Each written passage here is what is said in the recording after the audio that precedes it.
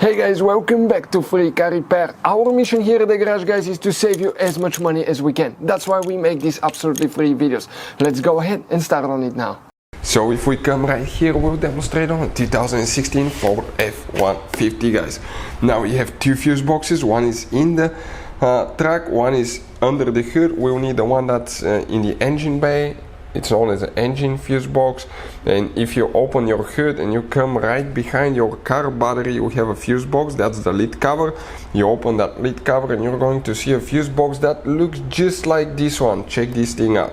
This one will be towards the front of the truck. This is towards the back of the truck, the windshield.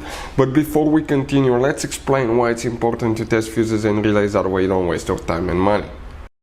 So let me explain why it's super important, guys, to test fuses. Fuses, not often you can see if they're burnt or they're good. Sometimes they may seem perfectly fine, you think it's a good fuse, you put it back in and you end up spending money and time on parts and problems that do not exist, guys, when all you had to do, test your fuse, find out it's bad, replace it, fix your problem. So we will have a video how to test a fuse, okay, different kinds of fuses, and how to test relays, guys. We're going to put the link in the description of the video below, specifically to that video. Please check it out.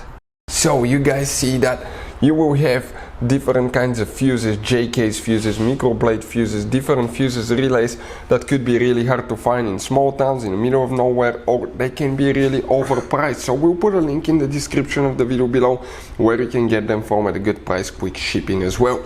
Keep some spares in your glove box for peace of mind. This is, guys, right here the fuse panel that we need. Okay, in that fuse panel, if you come to the right row and start from the very bottom, we need to check fuse number 2 from bottom to top, and that fuse is known as fuse number F-95. That's the fuse that you need to check for the intake runner control valve. This is a 25M fuse. Hey guys, hopefully the video was helpful.